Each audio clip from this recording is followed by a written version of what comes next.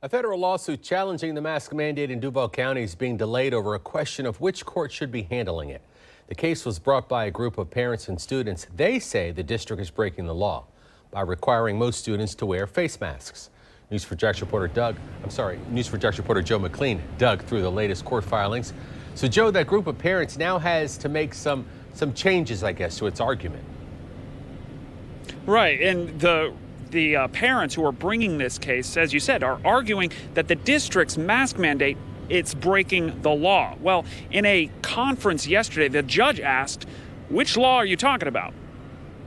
In a lawsuit challenging the Duval County Public Schools mask mandate, a group of parents and students accused the school board of violating the Parents' Bill of Rights, a state law. But the case was filed in federal court, prompting Judge Timothy Corrigan to ask for some changes.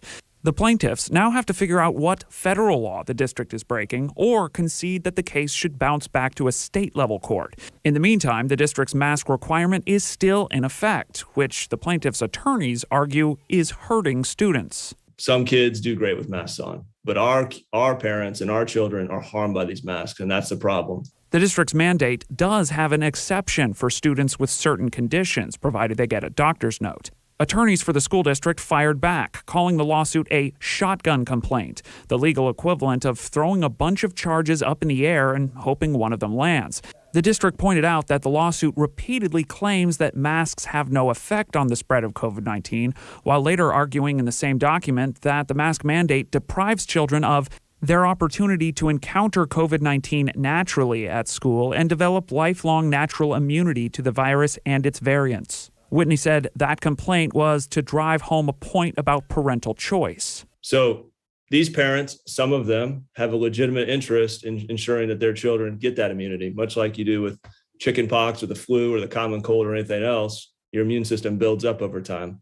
Ultimately, Judge Corrigan gave the group of parents and their attorneys until October 26th to file a clarified complaint, which could also mean asking that the case go back to a state court.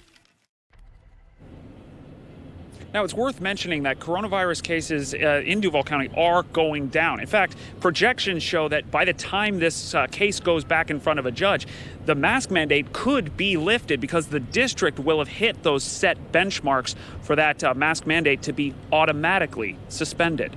Reporting live, I'm Joe McLean, Channel 4, the local station.